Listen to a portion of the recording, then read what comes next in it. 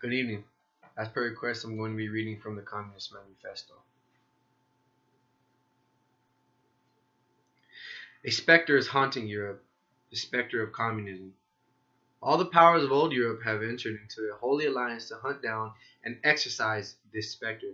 Pope and Tsar, Metternich, Guizot, French radicals, and German police spies.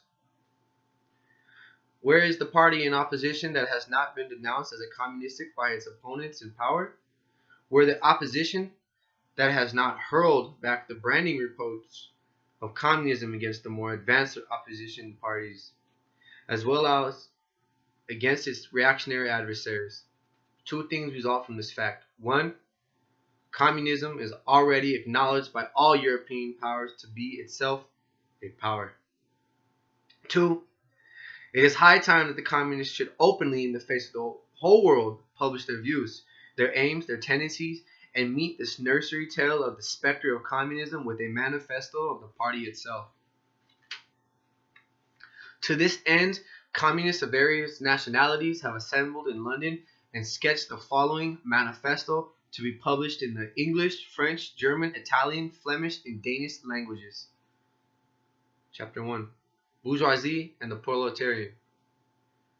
The history of hetero existing society is the history of class struggles.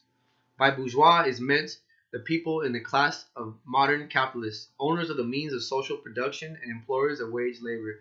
By proletarians, the people in the class of modern wage laborers who have no means of production of their own, are reduced to selling their labor power in order to live. That is all written history.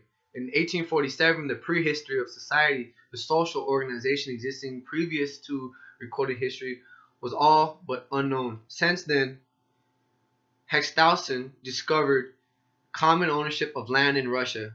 Maurer proved it to be a social foundation from which all Teutonic races started in history. By and by, village communities were found to be or to have been the primitive form of society everywhere from India to Ireland. The inner organization of this primitive communistic society was laid bare in its typical form by Morgan Crowning's discovery of the true nature of the gens, and its relation to the tribe. With the dissolution of these primeval communities, society began to be differentiated into separate and finally antagonistic classes.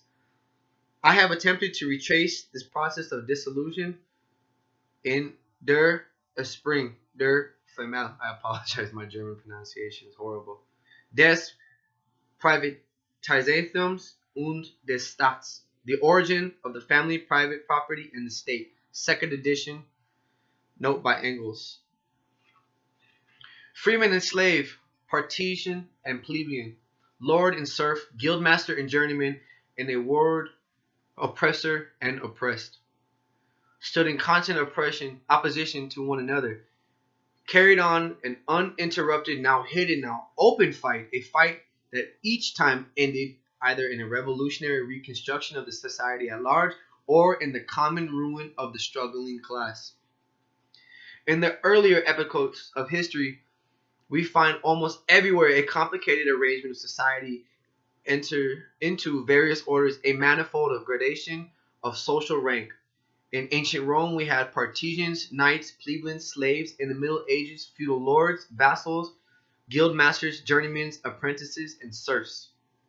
And in almost all of these particular classes, again, other subordinate graduations. The modern bourgeoisie society that has sprouted from the ruins of feudal society has not done away with class antagonisms. It has only established new classes, new conditions of oppression, new forms of struggle in the place of the old ones. Our epoch, the epoch of the bourgeoisie, shows, however, this distinctive feature. It has simplified the class antagonism. Society as a whole is more and more splitting up into two great hostile camps. Into these two great classes directly facing each other, the bourgeoisie and the proletariat. From serfs of the Middle Ages sprang the chartered burghers of the earliest town. From these burghers, the first element of the bourgeoisie were developed the discovery of America, the rounding of the Cape, opened up fresh ground for the rising bourgeoisie. The East Indian and the Chinese markets, the colonization of America, trade with the colonies, the increase in the means of exchange and in commodities generally gave to commerce, to navigation, to industry an impulse never before known, and thereby to the revolutionary element in the tottering feudal society, a rapid development. The feudal system of industry, under which an industrial production was monopolized by closed guilds, now no longer sufficed for the growing wants of the new markets. The manufacturing system took its place. The guild masters were pushed on one side by the manufacturing middle class. Division of labor between the different corporate guilds vanished in the face of division of labor in each single shop. Meanwhile, the markets kept on growing. Demand went on rising. Manufacturing no longer was able to keep up with this growth. Then steam and machinery revolutionized industrial production. The place of manufacture was taken by the giant modern industry. The place of the industrial middle class by industrial millionaires, the leaders of the whole industrial army, the modern bourgeoisie. Modern industry was established the world market, for which the discovery of America paved the way. This market has given an immense development to commerce, to navigation, to communication by land. This development has, in its turn, reacted on the extension of industry, and in proportion, in industry, commerce, navigation, railways extended in the same proportion. The bourgeoisie developed, increased its capital, and pushed into the background every class handed down from the Middle Ages. We therefore now how the modern bourgeois itself, the product of a long course of development of a series of revolutions in the modes of production and exchange. Each step in the development of the bourgeois was accompanied by a corresponding political advance of that class. An oppressed class, under the sway of the feudal nobility, and armed itself governing association in the medieval commune.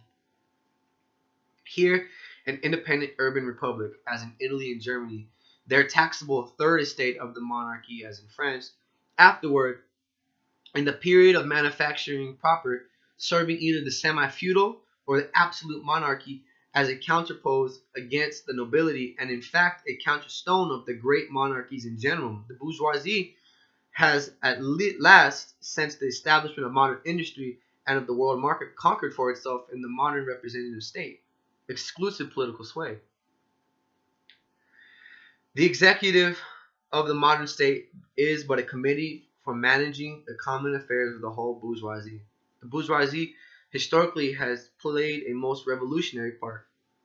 The bourgeoisie, wherever it has got the upper hand, has put an end to all feudal, patriarchal, idyllic relation. It has pitilessly torn asunder the motley feudal ties that bound man to his natural superiors, and has left remaining no other bound between man and man than naked self-interest and callous cash payment. It has drowned the most heavenly ecstasies of religious fervor, of chivalrous enthusiasm, of Philistine sentimentalism, in the icy water of egotistical calculation. It has resolved personal worth in exchange value, and in place of the numberless indefeasible chartered freedoms has set up that single unconscionable freedom, free trade, in one word, for exploitation. Veiled by religious and political illusions, it has substituted naked, shameless, direct, brutal exploitation. The bourgeoisie has stripped of its halo every occupation hitherto honored and looked up to with reverent awe. It has converted the physician, the lawyer, the priest, the poet, the man of science into its paid wage laborers. The bourgeoisie has torn away from the family its sentimental veil, and reduced the family relation to mere money relations.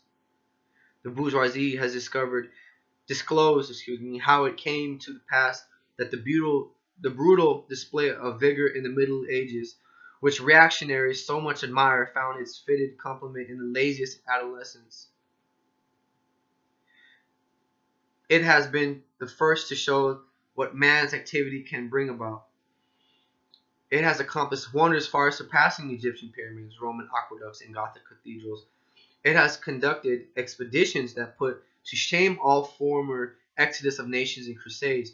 The bourgeoisie cannot exist without constantly revolutionizing the instruments of production and thereby the relations of production, and with them the whole relations of society. Conservation of the old modes of production in unaltered form was, on the contrary, the first condition of existence for all earlier industrial classes. Constant revolutionizing of production, uninterrupted disturbance of all social conditions, everlasting uncertainty and agitation distinguishes the bourgeoisie epoch from all earlier ones. All fixed, fast frozen relations, with their train of ancient and venerable prejudices and opinions, are swept away. All new foreign ones become antiquated before they can ossify. All that is solid melts into air. All that is holy is profound, and man is that compelled to face his real conditions of life and his manual relations with sober eye. Mutual relations with sober eye, excuse me. The need of a constantly expanding market for its products chased the bourgeoisie over the whole surface of the globe. It must nestle everywhere, settle everywhere, establish connections everywhere. The bourgeoisie has, through its exploitation of the world market, given a cosmopolitan character to production and consumption in every country. To the great chagrin, of reactionaries, it has drawn from under the feet of industry the national ground on which it has stood. All old established national industries have been destroyed or are daily being destroyed. They are dislodged by new industries, whose introduction becomes a life and death question of all civilizations. By industries that are no longer work up indigenous raw material, but raw material drawn from the remotest zones, industries whose products are consumed not only at home but in every quarter of the globe. In the place of the old wants satisfied by the production of the country, we found new wants requiring for their satisfaction the products of distant lands and and climates. In place of the old local and national seclusion and self-sufficiency, we have intercourse in every direction, universal interdependence of nations, and as in material, so also in intellectual production. The intellectual creations of individual nations become common property. National one-sidedness and narrow-mindedness become more and more impossible. And from the numerous national and local literatures, there emerged a world literature. The bourgeoisie, by the rapid improvement of all instruments of production, by the immensely facilitating means of communication, draw all, even the most backward nations, into civilization.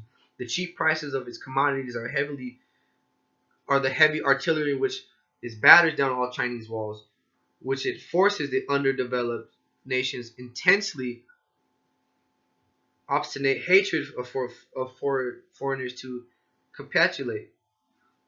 It compels all nations, one pain of extinction, to adopt the bourgeoisie mode of production. It compels them to introduce what it calls civilization in their midst, i.e., to become bourgeoisie themselves. In one word, it creates a world in its own image. The bourgeoisie has subjected rural areas to the rules of the city.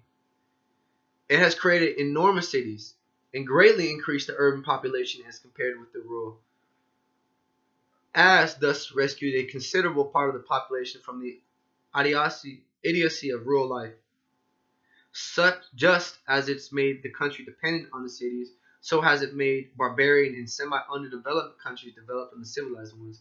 Nations of peasants on nations of bourgeoisie, the East on the West. The bourgeoisie keeps more and more doing away with the scattered state of the population, of the means of production, and of property. It has agglomerated population, centralized means of production, and has concentrated property in a few hands. The necessary consequence of this was political centralization. Independent or but loosely connected provinces with separate interests, laws, government, and systems of taxation become lumped together into one nation, with one government, one code of laws, and one national class interest, one frontier, and one customs tariff. The bourgeoisie during its rule of scarcely 100 years, has created more massive and more colossal productive forces than all preceding generations together. Subjection of nature's forces to man, machinery, application of chemistry to industrial telegraphs. Clearing of the whole continent for clearing of whole continents for cultivation, canalization of rivers, whose whole population conjured out of the ground. Excuse me. What earlier century had been a presentment that such productive forces slumbered in the lap of social labor. We see then the means of production and the exchange, on whose foundation of the bourgeoisie built itself up, were generated in feudal society. At a certain stage in the development of these means of production and of exchange, the conditions under which feudal society produced and exchanged, the feudal organizations of agriculture and manufacturing industry, in one word, the feudal relations of property became no longer compatible with the already developed productive forces. They become so many fetters. They had to be burst asunder. They were burst asunder.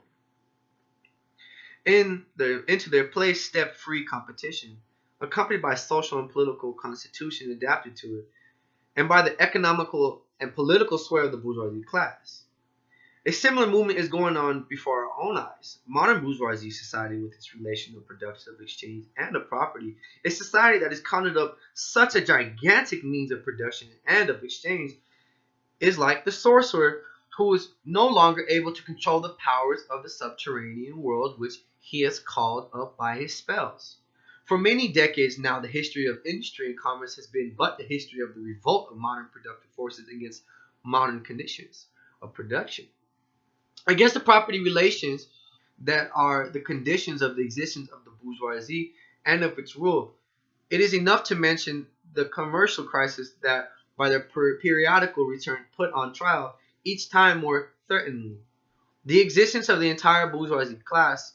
In these crises, a great part not only of the existing products but also of the previously created productive forces are periodically destroyed.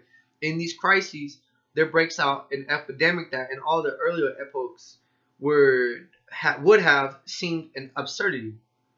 The epidemic of overproduction.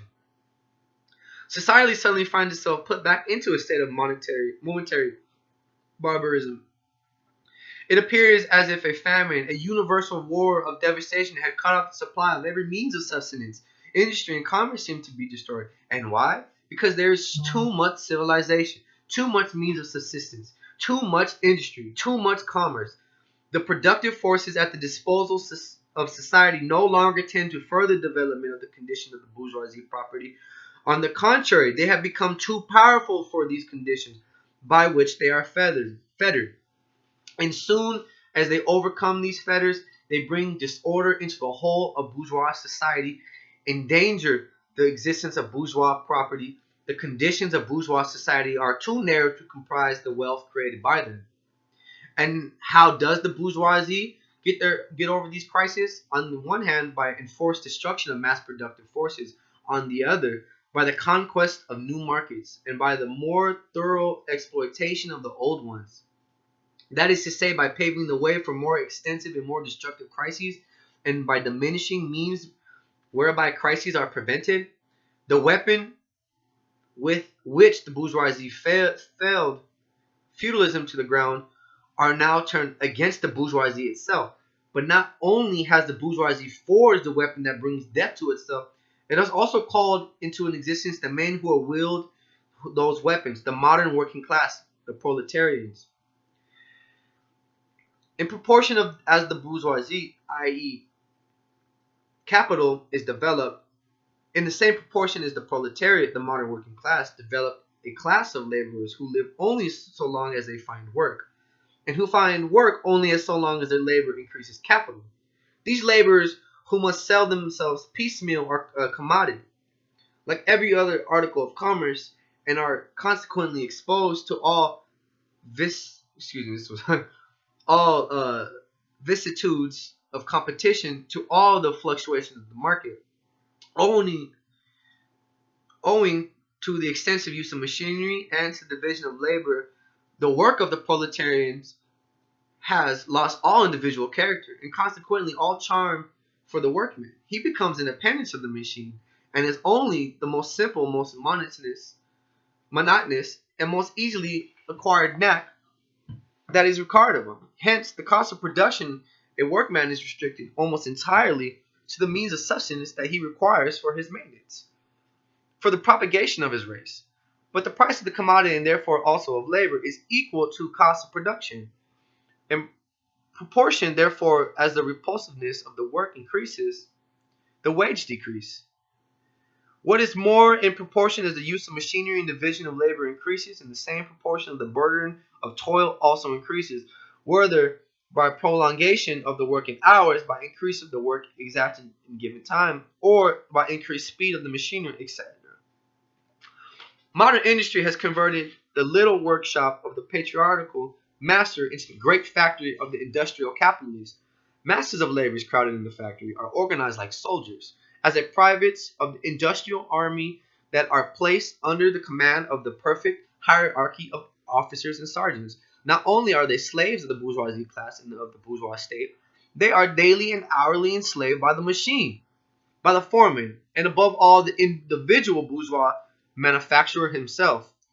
The more openly this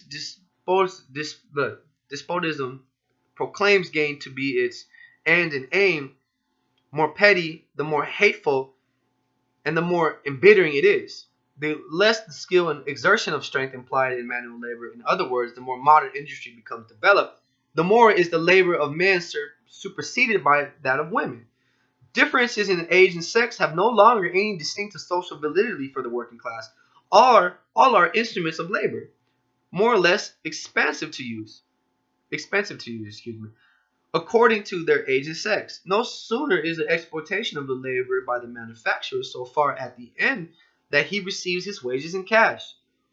Then he is set upon by the other proportions of the bourgeoisie, the landlord, the shopkeeper, the pawnbroker, etc., the lower strata of the middle class, the small tradespeople, shopkeepers, the retired tradesmen generally, the handicraftsmen, and the farmers. All these sink gradually into the proletariat, partly because their diminutive capital does not suffice the scale in which modern industry is carried on, and is swamped on the competition which large capitalists, partly because their specialized skill is rendered worthless by new methods of production. Thus, the proletariat is recruited from all classes of the population. The proletariat goes through various stages of development. With its birth begins a struggle with the bourgeoisie. At first, the contest is carried on by individual laborers, then by the workers of the factory, then by the members of one trade in one locality, against the individual bourgeoisie who directly exploits them. They direct their attacks not against the bourgeoisie condition of production, but against the instruments of production themselves. They destroy imported wares that compete with their labor. They smash machinery to pieces. They set factories ablaze. They seek to restore by forces the vanished status of the workmen of the Middle Ages. At this stage, the laborers still form an incoherent mass scattered over the whole country and broken up by the mutual competition.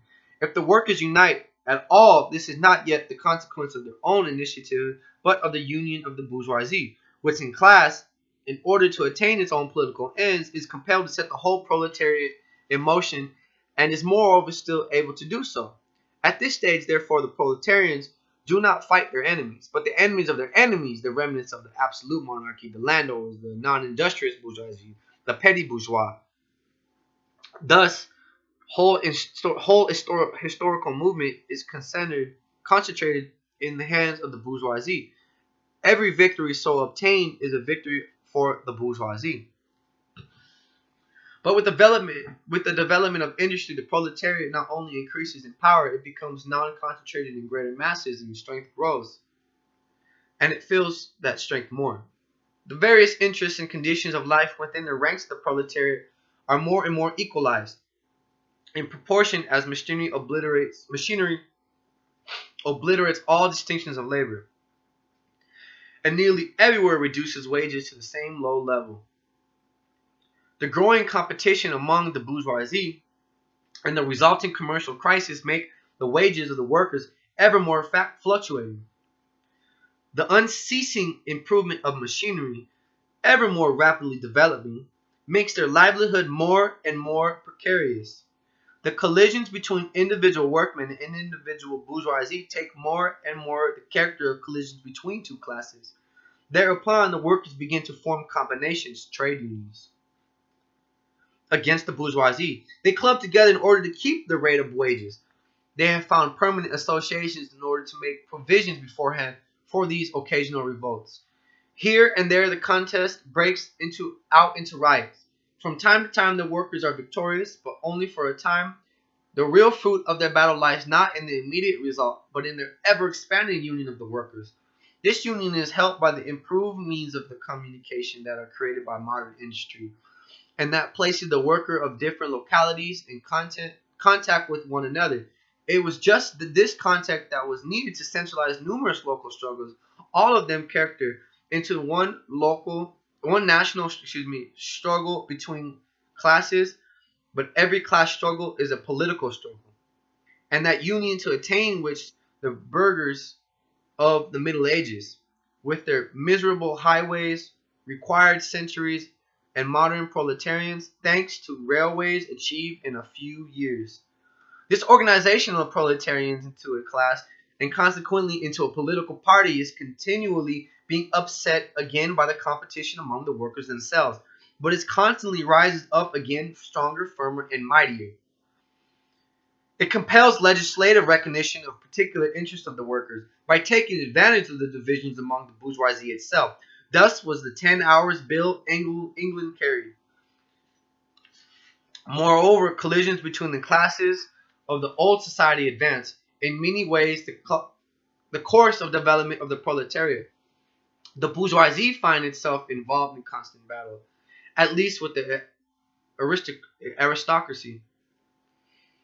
Later on, with those portions of the bourgeoisie itself whose interests have become antagonistic to the process of the industry at all times, with the bourgeoisie of foreign countries, and all of these battles, it seems itself compelled to appeal to the proletariat to ask for its help, and thus to drag into the political arena the bourgeoisie itself.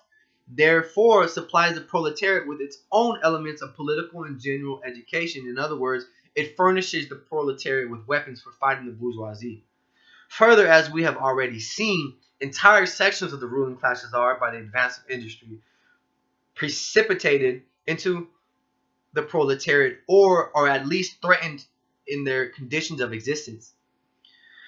These also supply the proletariat with fresh elements of enlightenment and progress. Finally, in times when the class struggle nears the decisive hour, the process of dissolution going on within the ruling class, in fact within the whole range of old society, assumes such a violent, glaring character that a small section of the ruling class cuts itself adrift and joins the revolutionary class, the class that holds a future in its hands, just as therefore an earlier period and section of nobility went over to the bourgeoisie, so now portion of the bourgeoisie goes over to the proletariat, and in particular a portion of the bourgeoisie ideologists,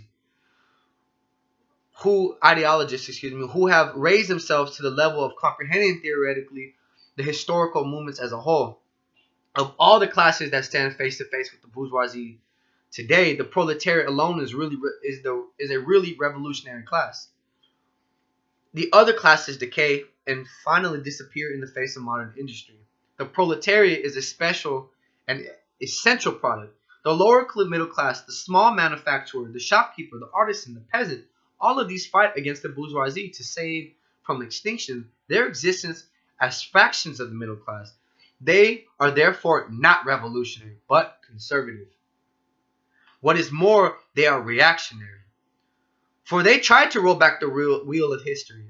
If by chance they are revolutionary, they are only so in view of their immediate impending transfer into the proletariat.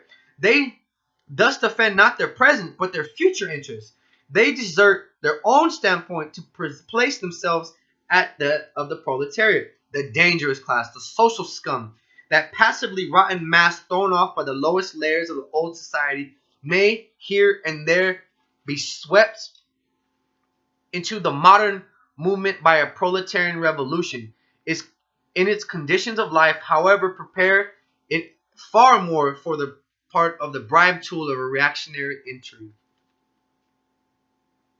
The living conditions of the old society at large are already virtually swamped by the living conditions of the proletariat. The proletarian is without property. His relation to his wife and children has no longer anything in common with the bourgeoisie family relationship.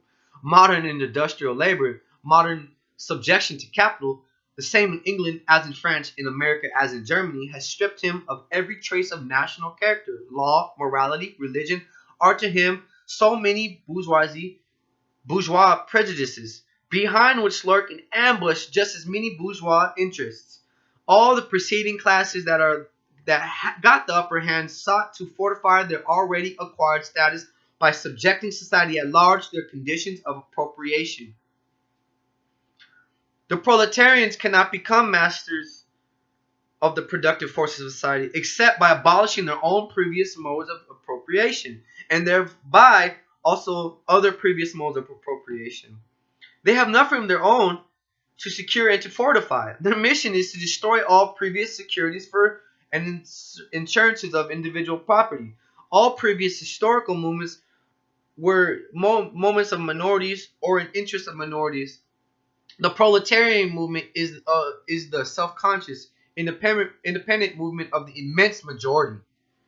In the interest of the majority, the proletariat, the lowest stratum of our present society, cannot raise itself up without the whole circumbent strata of the official society being sprung into the air. Excuse me.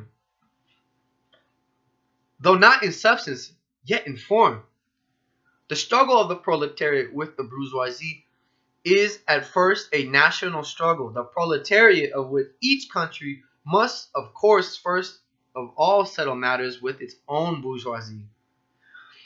In depicting the most general phases of the development of the proletariat, we trace the more or less veiled civil war raging within against society, up to the point where that war breaks out into open revolution, and where the violent overthrow of the bourgeoisie lays a foundation for the sway of the proletariat.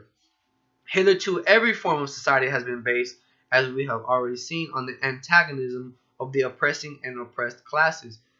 But in order to oppress a class, certain conditions must be assured under which it can at least continue its slavish existence. The serf in the period of serfdom raised himself to a membership in the commune, just as the petty bourgeois, under the yoke of the feudal absolutism, managed to develop into a bourgeoisie. The modern laborer, on the contrary, instead of arising with the progress of the industry, sinks deeper and deeper below the conditions of existence of his own class. He becomes a pauper, and pauperism develops more rapidly than population and wealth. And here it becomes evident that the bourgeoisie is unfit and any longer to be the ruling class in society and to impose its conditions of existence upon society as overriding law. It is unfit to rule because it is incompetent to assure an existence to its slave within its slavery. Because it cannot help letting him sink in such a state that it has to feed him. Instead of being fed by him, society can no longer live under this bourgeoisie. In other words, its existence is no longer compatible with society. The essential conditions for the existence and for the sway of the bourgeoisie class is the formation and augmentation of capital. The conditions for capital is wage labor. Wage labor rests exclusively on the competition between the laborers. The advance of the industry, whose involuntary promoter is the bourgeoisie, replaces the isolation of the laborers due to competition by the revolutionary combination due to its association. The development of modern industry therefore cuts under its feet the very foundation of which the bourgeoisie produces and appropriates products. What the bourgeoisie therefore produces above all is its own grave diggers. Its fall and the victory of the proletariat are equally inevitable.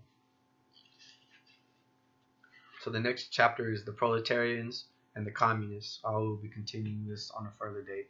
Thank you, and in solidarity.